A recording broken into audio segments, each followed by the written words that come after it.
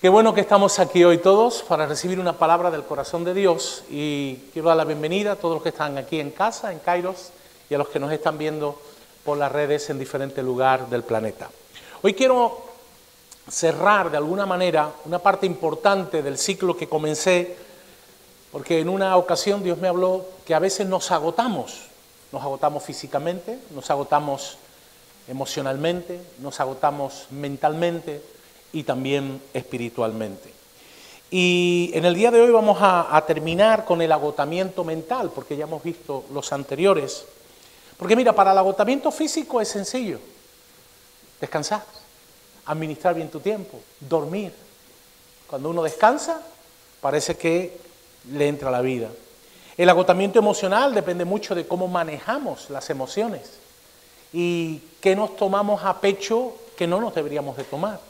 Muchas veces nos preocupamos más de la cuenta de cosas que no tienen mayor importancia. ¿Te ha pasado alguna vez o no? Normalmente nos preocupamos del 5% de las cosas que nunca nos pasan y no nos preocupamos del 95% de las cosas que sí suceden.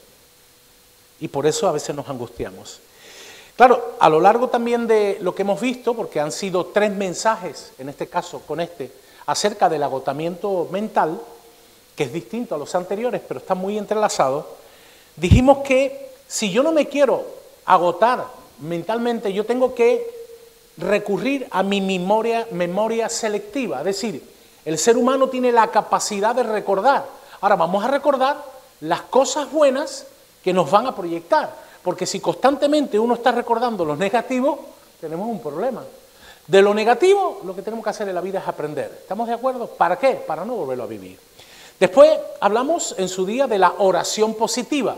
No estoy hablando de pensamiento positivo. No, yo estoy hablando de la oración en fe que cree que las promesas de Dios son sí, amén, y son para mi vida. Amén. Entonces tenemos que orar con el pleno convencimiento de que lo que Dios ha prometido lo va a cumplir. Después hablamos de un corazón agradecido. Vivimos en un mundo donde constantemente se queja por todo. Se ha demostrado que las personas agradecidas somos más felices, que las personas dadivosas son más felices. Entonces, hermano, si se está demostrando y la Biblia lo corrobora, tengamos un corazón agradecido. ¿Tienes motivos por los cuales das gracias hoy, sí o no? El hecho de estar aquí ya es un motivo. Y por último, hablamos también 2 cosas más de las relaciones edificantes. Tú puedes tener relaciones que no te contribuyen. Hoy día se llama mucho relación tóxica, ¿verdad? Pero yo quiero tener relaciones que me edifiquen y relaciones que yo también pueda edificar. Relaciones a 2 bandos, no de manera unilateral, porque si no, no es una relación, es algo raro. Y por último, hablamos en aquel momento, porque han sido 2 mensajes, de la importancia que tiene la presencia de Dios en nuestra vida como un ancla. Es decir, en el día malo, en la dificultad, ¿qué es lo que me sostiene? ¿Mi salario? ¿Mi familia? ¿La promesa de mi jefe qué tal? No, o mi ancla es Dios. Y ahí nos quedamos. Y hoy vamos a ver 3 aspectos más, de manera rápida, que nos van a ayudar también, además de estos 5 que he mencionado, a tener una victoria poderosa que glorifique a Dios y no lleguemos a cansarnos mentalmente. ¿Por qué? Porque yo no sé tú, pero hay un momento que esto es como un ordenador. Si a un ordenador tú le metes, y aquí hay algunos que otros informáticos, llega un momento, como dice la gente joven, que el ordenador se peta, ¿cierto? Pues como tú te metas mucha traca, al final mentalmente te petas. Dile al que tiene al lado, no te petes, por favor. Ahora, ¿qué puedo hacer yo, además de lo mencionado, memoria selectiva, oración positiva, corazón agradecido, relaciones sanas edificantes, y que mi ancla, mi bastón sea el Señor? ¿Qué tengo que hacer yo para no caer en ese agotamiento o solucionar? En primer lugar, tengo que apoyarme en las promesas de Dios. Es decir, la palabra de Dios está llena de miles de promesas, más de 7.000. Ahora, ¿para quiénes son esas promesas? Número 1, para los que se apropian de ellas y las conservan por medio de la obediencia. Es decir, recuerda que siempre que Dios da una promesa va a poner una premisa o una demanda. Pero tú, ¿por qué? Porque Dios quiere ver también nuestro corazón y nuestra motivación. Entonces es importante entender esto. ¿Qué hacemos cuando en nuestra vida experimentamos un contratiempo serio, o una situación que se escapa de nuestras manos? ¿Qué hacemos ante una situación de esa? Yo, por ejemplo, siempre que menciono esta frase, a mí no se me olvida cuando a nuestra hija Miriam le dio el ictus. ¿Qué hago ante eso? Eso era algo inesperado. Normalmente los seres humanos tenemos la tendencia de enfocarnos en el lugar equivocado. Yo no sé cómo no la montamos, que casi siempre nos pasa. Lo primero que hacemos ante una situación difícil es mirar la cuenta bancaria. Eso le pasa mucho a los hombres. Los hombres cuando no ven se ponen nerviosos. Yo no sé, a las mujeres creo que no le pasa tanto, por lo menos a la mía. Miramos la cuenta bancaria y ¿qué hacemos? Nos desesperamos. Hay que ver que he ido al líder que antes decía que con tanto compraba y ahora ya no esto. Ahora me viene lo otro y ahora lo otro y ahora lo otro. Y al final te viene una lluvia de ideas tan grande que al final acabas desesperándote. Dile al que tienes al lado, por favor, no te desesperes. No te desesperes. Otros se apoyan en otras personas que son de confianza y cuando tú los necesitas, no están ni dispuestos ni disponibles o te fallan. Vaya hombre. ¿Por qué? En definitiva, solemos poner la atención en aquello que podemos controlar en mayor o menor medida.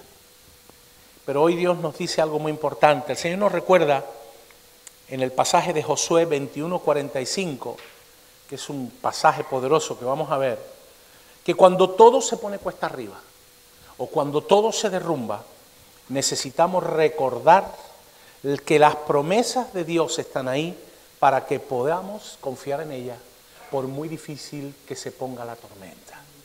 Lo único que marca la diferencia de un cristiano maduro de un cristiano inmaduro es que ambos viven las mismas experiencias, pero uno confía en las promesas de Dios porque verdaderamente sabe en quién ha creído. ¿Amén o no? Veamos lo que dijo Dios a Israel a través de Josué 21:45. No voy a usar la versión popular, voy a usar varias. Dice, ni una sola de todas las promesas que el Señor le había dicho a la familia de Israel quedó sin cumplirse. Todo lo que Él había dicho se hizo realidad.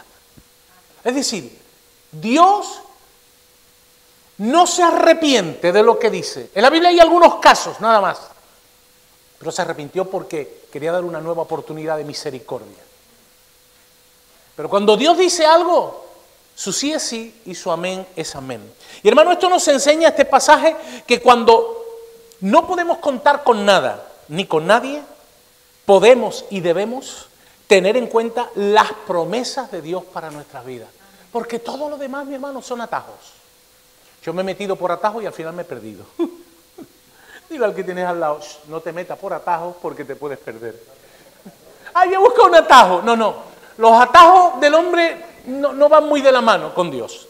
Mira, en Hechos 27 hay una historia, quiero que la leas en casa. Cuando Pablo va en el barco hacia Roma, el barco entra en una tempestad. La habréis leído en alguna ocasión.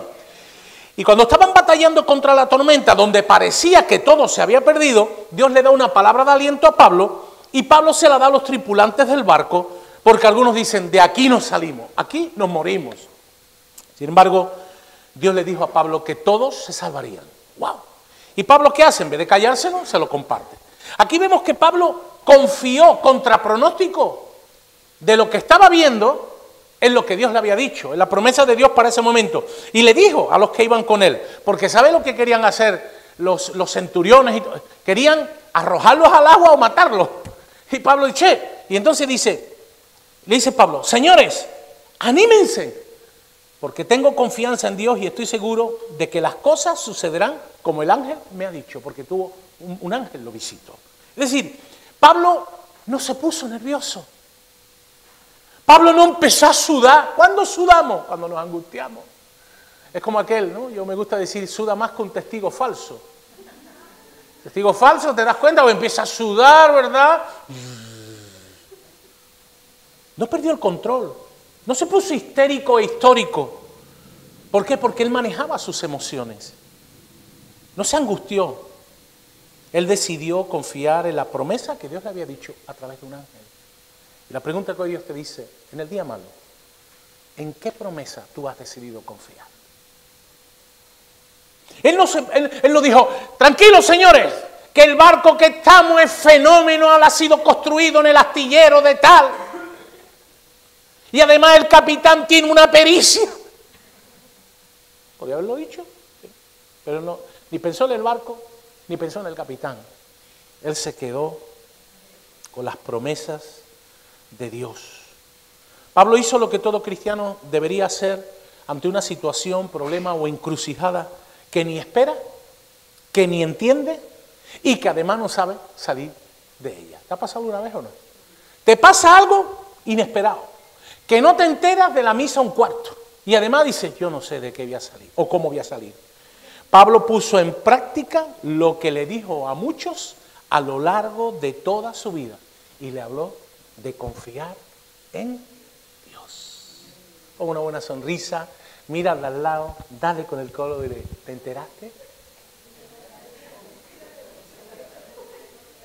¿Te enteraste, compañero? Bueno, ahora bien, ¿por qué Pablo decidió confiar en Dios y en sus promesas antes que nada? Porque todo lo demás tiene fecha de caducidad. Pero las promesas de Dios permanecen para siempre. Hermanos, si Dios ha prometido, Dios cumplirá.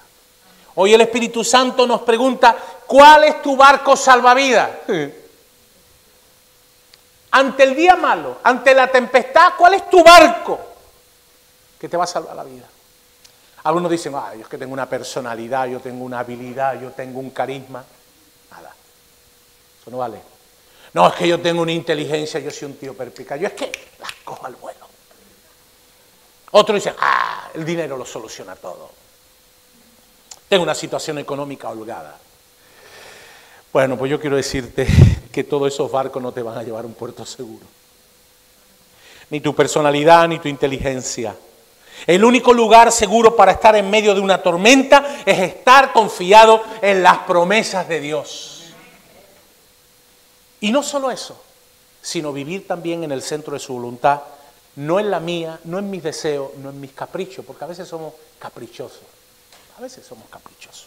Mira, dice Hebreos 27:44, termina la historia con una gran victoria increíble. Y dice, y el centurión dejó que los demás siguieran sobre tablas o pedazos de barco y todos llegamos salvos a tierra. Es decir, el barco se destruyó, uno se enganchó a una madera, otro a la esquiva, cada cual se salvó como pudo. Pero Dios, ¿qué le dijo a Pablo? Que nadie moriría. Se salvarían todos, nadie moriría. Así obra Dios cuando tú y yo decidimos confiar en sus promesas. Amén. Pensemos o reflexionemos en algunas preguntas. ¿Qué promesa de Dios tiene mayor significado para ti durante los tiempos difíciles? Porque seguro que has pasado tiempos difíciles o lo estás pasando. ¿De qué barco salvavidas has dependido en tu vida en los días malos? Porque si has dependido de barcos que no te llevan a ningún puerto, quizás hoy día sea un buen momento de decir, a partir de ahora, abrazo las promesas de Dios, las creo, las obedezco y las espero. Decidamos confiar en las promesas de Dios. Punto número 2. Algo para estar sano mentalmente es aprender a decir no. Wow. Dile al lado, no. Díselo, no. Pero un no rotundo, no. Mira lo que dice Hebreos 12:1 y ahora te voy a explicar el por qué. Porque muchas veces nos agotamos mentalmente porque no sabemos decir no. Mira lo que dice Hebreos 12:1. Fijémonos que nos rodean muchísimas personas que demostraron su fe. Está hablando de los héroes de la fe, porque el 11 habla de los héroes de la fe. Corramos sin fallar. No se trata de correr, se trata de correr sin fallar. La carrera que tenemos por delante. Quitemos de nuestra vida cualquier cosa, quédate con esta frase, quitemos de nuestra vida cualquier cosa que nos impide avanzar. Y después aclara, especialmente el pecado. Pero también está incluyendo que habrá cosas que no son pecados, pero que nos pueden apartar del propósito de Dios para nuestras vidas. Eso es lo que vamos a ver ahora. Por eso digo que vamos a entender ahora a qué hay que decir no. Especialmente el pecado que nos hace caer tan fácilmente. Mira, tanto en la Biblia como en la historia de la iglesia, vemos a muchas personas que comenzaron bien su vida, pero se agotaron antes de finalizarla. Muchas. No obstante, el deseo de Dios es que tú y yo lleguemos al final de una sola pieza. Di conmigo, de una sola pieza. Algún día predicaré qué significa eso de una sola pieza. Pero bueno, la vida es como un maratón. Un maratoniano yo no me lo veo corriendo con mochila. Al contrario, la maratón, que es la carrera más larga, bueno, ya han sacado diferentes variantes, que si triatlón, que es decathlon, pero la carrera como tal solo de maratón, creo que son 40 o 42 kilómetros, más o menos, no lo recuerdo bien, va ligerito de equipaje. Porque después le sobran hasta las zapatillas. Dicen los que entienden que en una maratón, el maratoniano puede perder hasta las uñas de los pies. Qué fuerte, qué doloroso, pero sigue ahí. Entonces dice que no se puede correr con peso. ¿Por qué? Porque el peso le frena. A menudo la gente abandona su viaje de fe temprano porque todo lo llevan consigo. Y eso trae un desgaste físico, un desgaste emocional, un desgaste mental y añado también, que lo veremos en otro momento, un desgaste espiritual. Claro, una buena estrategia para que eso no nos suceda es eliminando todo aquello que sea un desorden en nuestras vidas. Tú recuerdas que Dios, antes de comenzar a trabajar, lo primero que hizo es poner todo en orden. Y a partir de poner todo en orden comenzó la faena, ¿o no? ¿No dice eso la Biblia?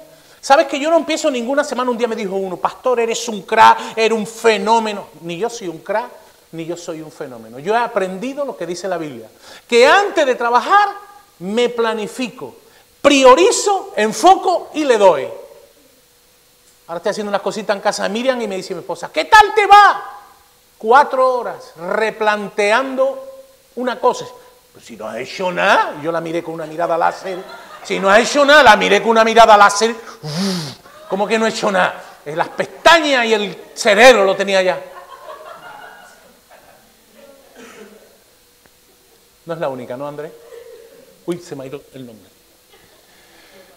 Bueno, pero nos hacen crecer nuestras mujeres. Entonces, hermano, ¿qué tengo que sacar de mi vida? Y cuando pienso en desorden, quiero que me entienda que a veces puede ser en el área espiritual. Hay desorden espiritual. A veces puede haber desorden financiero. ¿Cómo es posible que yo teniendo un salario medianamente tal no me llega a final de mes? Posiblemente es que yo no esté haciendo un buen administrador. En las relaciones, ¿cómo son tus relaciones? Un día yo creía que tenía muchos amigos y dije, voy a dejar de dar. Y después descubrí que no tenía tantos amigos, que de una mano me sobran casi 4 dedos. ¿Por qué? Porque era una relación a una vía. La amistad tiene que ser una relación a 2 vías, si no, no hay amistad. Tú quieres saber si tienes amigos, deja de llamar, deja de aportar. Pero te digo una cosa, te vas a sorprender, porque son menos de los que tú te crees. El otro día una persona querida, aquí presente, me dijo, es que yo a ti te considero no mi pastor, sino mi amigo. ¡Wow! El corazón, yo no se lo dije, se lo estoy diciendo y él sabe quién es, aquí hoy. El corazón me empezó a bombear. ¿Sabes por qué? Porque hay amigos que son más que hermanos. No tengas muchos amigos, pero los que tengas, bueno, como el jamón. Señor, en mi trabajo tengo que poner orden. En mi casa tengo que poner orden. En mi armario.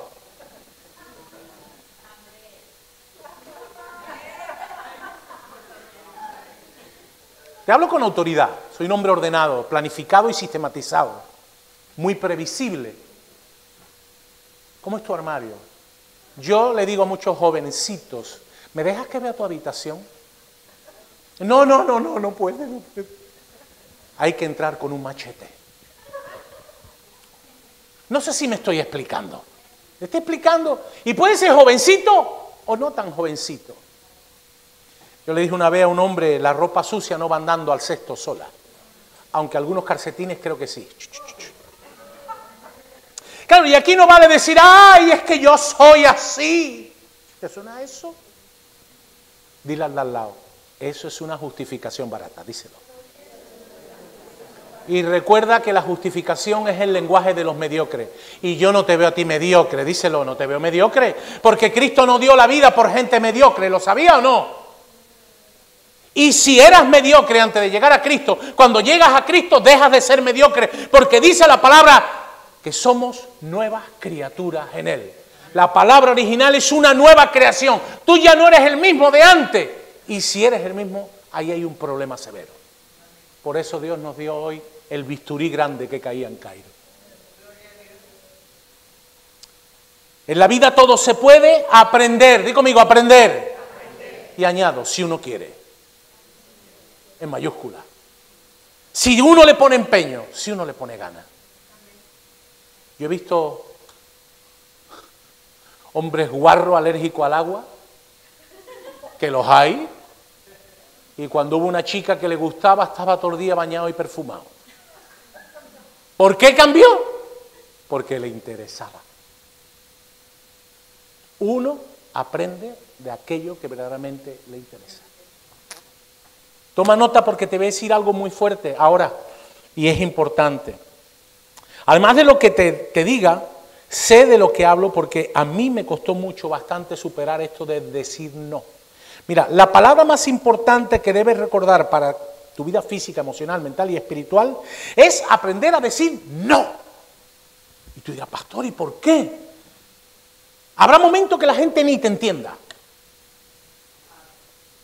Yo durante años le decía todo que sí.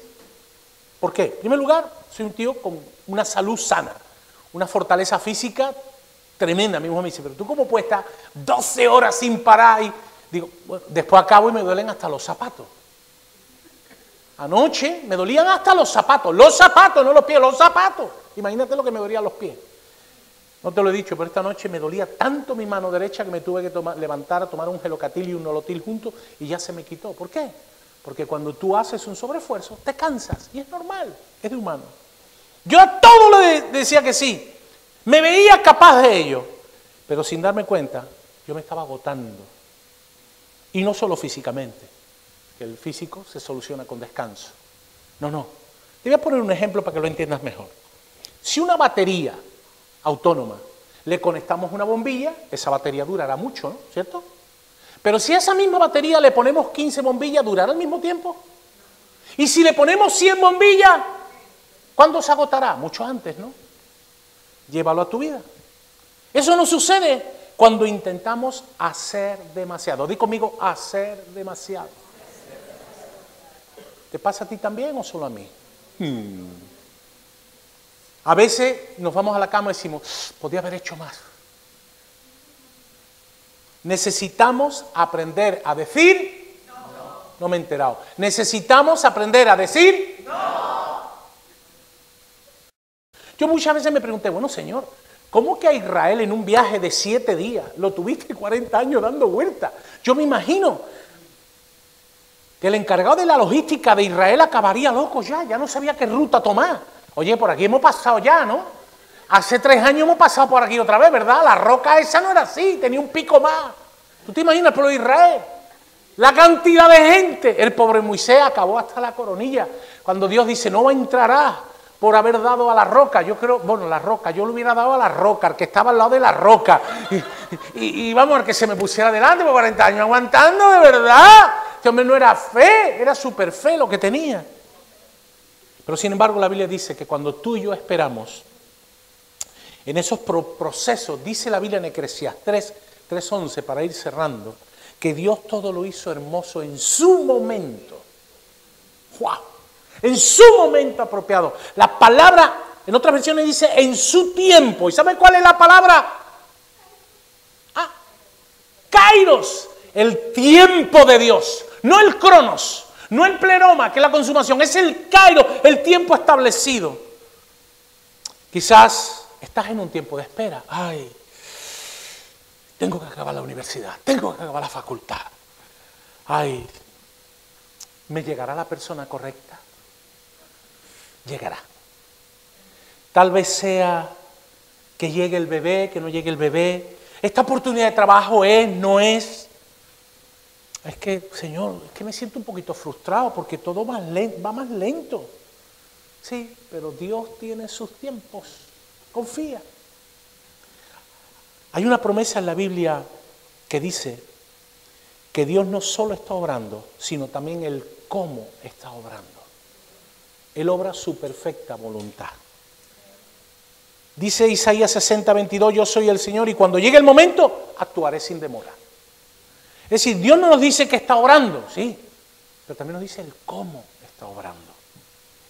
Y nosotros necesitamos reclamar esa promesa mientras esperamos. Así es como Dios obró cuando envió a Jesús. Cuando menos la gente lo esperaba, llegó el Salvador. El mundo esperó miles de años. No llegaba. Y llegó el momento justo y apareció. Hoy día llevamos esperando más de 2000 años y todavía no ha llegado. Cuando menos lo esperemos. Y algunos ni se enterarán. Además recuerda que un retraso no es una negación. Cuando piensas que Dios está diciendo que no, puede que Él simplemente esté diciendo, todavía no es el momento, todavía no estás preparado, todavía no eres maduro. Sigue confiando porque llegará. Amén. ¿Alguien dice amén o no? Amén. Acabo. Dice la Biblia en Lamentaciones 3:22, el fiel amor del Señor nunca se acaba. Otras versiones dice, nunca cesa. ¿A mí qué me dice eso? Que el amor de Dios es inagotable. O sea, Dios no tiene medida. Dios me ama a mí al 100% y a ti al 100%. No me lo explique porque ese es el secreto de que Dios es Dios. Dios no ama a un hijo más y a otro menos. No, Dios no tiene preferencia. Dios dice que tiene un amor que no se acaba. Y dice que su misericordia jamás se termina. Es decir, Dios no es un Dios de segundas oportunidades. Es de segundas, de terceras, es de cuarta y es de quinta siempre y tanto en cuanto hay un corazón dispuesto a reconocer que se ha equivocado. Porque una cosa con la que Dios no transige es con el orgullo. El orgullo es el espíritu que yo he visto aniquilar más vida, romper más matrimonio, romper amistades. ¿Por qué? Porque esto es como el que tensa una cuerda. ¿Qué pasa si tú tiras y yo tiro? Que llegará un momento que la cuerda no aguante más y la cuerda se rompa. Y añade, grande es su fidelidad y sus misericordias son nuevas cada mañana. El Señor es mi herencia, por lo tanto, esperaré en Él. Si el Señor es tu herencia, espera en Él. Ay, pastor, es que a mí me cuesta esperar. Pues chico, todavía no aprendiste la lección. La Biblia nos muestra que el agotamiento mental y emocional no es nuevo. Y si tenemos dudas, lee tranquilamente un libro que se lee poco, Lamentaciones. ¿Por qué te crees que a Jeremías le llamaban el profeta llorón? Porque el pobre no le salía ninguna. Y escribe no solo Jeremías, el libro que lleva su nombre, sino también las Lamentaciones de Jeremías. Hermano, cuando Jeremías escribe el libro, Jerusalén había sido capturada por el enemigo. Los israelitas estaban en el exilio. Todo lo que para él era sagrado había sido destruido, todo lo valioso. Mentalmente y emocionalmente estaba agotado. Todo el libro de Lamentaciones es una expresión de sus frustraciones y de cómo sus emociones estaban alborotadas porque no entendía nada, como te puede pasar a ti y a mí en una temporada difícil. ¿No te has preguntado alguna vez por qué a mí? ¿Por qué me ha pasado esto a mí? Yo ya he cambiado esa forma de preguntar. ¿Para qué has permitido tú esto, Señor? Y en medio de esas quejas de Jeremías, de esas frustraciones, fíjate lo que dice en el capítulo 3, verso 21. No obstante, es decir, a pesar de todo, aún me atrevo a tener esperanza. ¡Wow! ¿Tú sabes lo que es eso? En medio de la prueba sigo decidiendo tener esperanza. Donde no veo nada, sigo decidiendo tener esperanza. Cuando el mundo se me cae a pedazos, decido tener esperanza. Cuando no entiendo nada de lo que está pasando, decido tener esperanza. ¿En quién? En Dios. En mi roca. ¿Sabes por qué? Porque el amor de Dios es inagotable. Jeremías vio que el amor de Dios es inagotable e incondicional, que la misericordia de Dios es inagotable, que de la fidelidad de Dios es nueva cada mañana, que Dios es un Dios bondadoso y que Dios tiene que ser nuestra esperanza. Cuando tú y yo tenemos eso claro, cuando la vida nos agobie, hermano, cuando la vida te agobie, cuando el mundo se rompa a pedazos, cuando tu mundo diga, Señor, no se parece en nada a lo que construí, quiero decirte algo. No te centres en tus problemas. No te enfoques en tus problemas. No te hundas en la desesperación. Pon tu mirada y tu enfoque en Jesús. En Jesús, en Dios.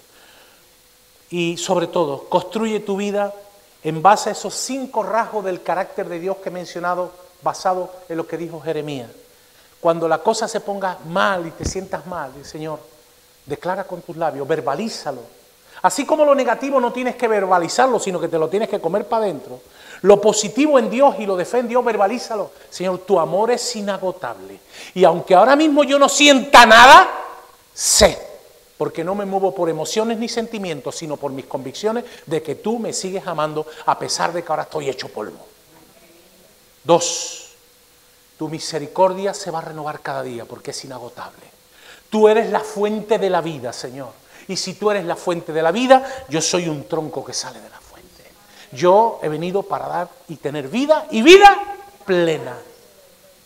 Y a lo mejor resulta que no es tan plena, pero tú ya estás profetizando. Tu fidelidad, Señor, me arropa, me abraza, como la gallina abraza a los polluelos ante el peligro. Tu bondad me supera. Pero sobre todo, Señor, yo hoy decido que he puesto y he decidido creer en esperanza contra esperanza. ¿Qué dijo Abraham? He decidido creer en esperanza contra esperanza. Y hermano, yo espero que cuando te sientas agotado físicamente, emocionalmente o mentalmente, como hemos visto hoy, recuerda que el secreto está en el secreto. Que Dios te bendiga, que Dios nos bendiga y que tengamos una semana de poderosa victoria. Dale un fuerte aplauso al Señor.